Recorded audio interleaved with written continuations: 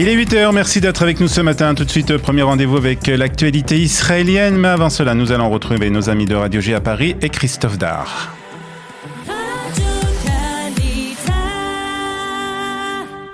Radio J, le journal en direct de nos studios de Jérusalem. Et on retrouve Olivier Granilic pour le journal. Bonjour Olivier. Bonjour Christophe.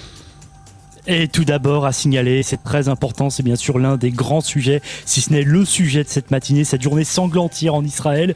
2 attentats terroristes et on commence bien sûr avec celui qui a eu lieu hier matin à quelques mètres seulement du Kotel. Tout à fait, c'est hier aux alentours de 9h du matin qu'une fusillade a éclaté à proximité de la porte des Chênes, qui est l'une des entrées pour le mont du Temple. Un terroriste, un Palestinien âgé de 42 ans, originaire de Shouafat, un quartier de Jérusalem-Est et instituteur, a commencé à tirer à l'aide d'une arme automatique, tuant donc un Israélien, Elikeh, 26 ans, nouvel immigrant d'Afrique du Sud. 3 autres Israéliens ont été blessés au cours de cette attaque.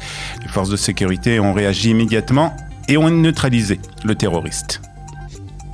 La seconde attaque, Olivier, une seconde attaque terroriste a eu lieu à Yafo, dans le sud de Tel Aviv. Et cette fois-ci, il s'agit d'un jeune Palestinien de 18 ans, originaire de la région de Jenin, qui a tenté de poignarder un couple de sexagénaires qui se promenait dans le quartier de Yafo, à Tel Aviv. La victime a été légèrement blessée et transportée avec son épouse à l'hôpital Wolfson de Holon.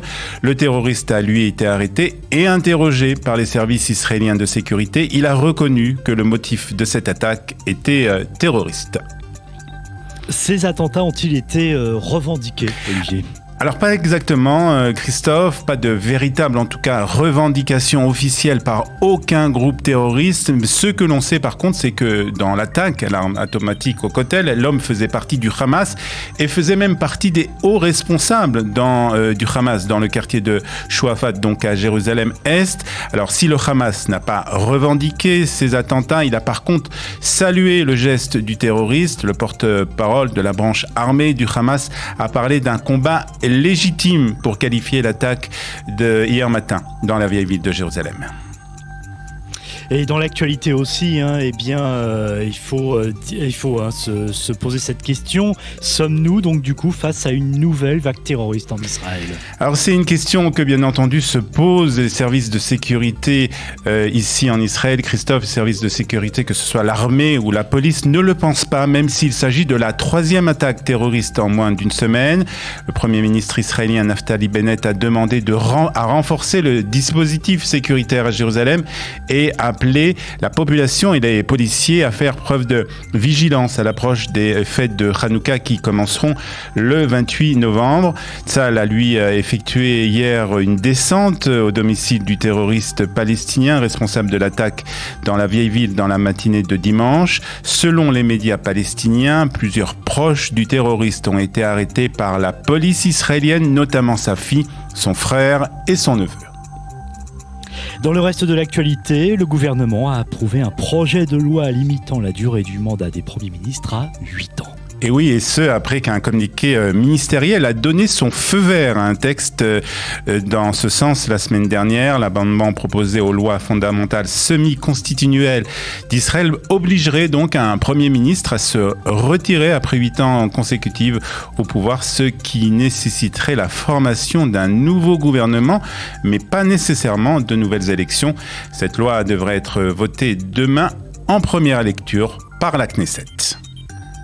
Le gouvernement débloque des budgets pour lutter contre la violence faite aux femmes. Oui, 155 millions de shekels, c'est la somme qui va être affectée pour un plan national de lutte contre la violence envers les femmes. C'est la ministre des Transports qui est aussi la présidente d'une commission ministérielle sur l'égalité des sexes qui l'a annoncé hier. Le nombre de plaintes pour violence conjugale en Israël a bondi de 315% en 2020, selon une étude publiée la semaine dernière par la Vitso. Et puis toujours selon un rapport, 26 féminicides ont été commis en Israël en 2020 contre 17 en 2019. Les violences faites aux femmes doivent être considérées comme un défi sociétal qui nécessite une protection et une aide pour les victimes. C'est ce qu'a souligné Merav Michaeli, la ministre des Transports. Et diplomatie, pour terminer, la nomination de Yael German au poste d'ambassadrice d'Israël en France a été confirmée par le gouvernement hier. Une nomination qui avait été annoncée par le ministre des Affaires étrangères Yair Lapid en août dernier. Yael German est une historienne, femme politique, qui a été ministre de la Santé sous le gouvernement de Netanyahou. Elle a également été maire de Herzliya et députée à la Knesset pour le parti Yesh Atid. Yael German fera un travail formidable en représentant l'État d'Israël et ses intérêts. Je suis fier d'elle et je la remercie d'avoir accepté de représenter Israël. C'est ce qu'avait déclaré Yair Lapid en août dernier lors de sa désignation.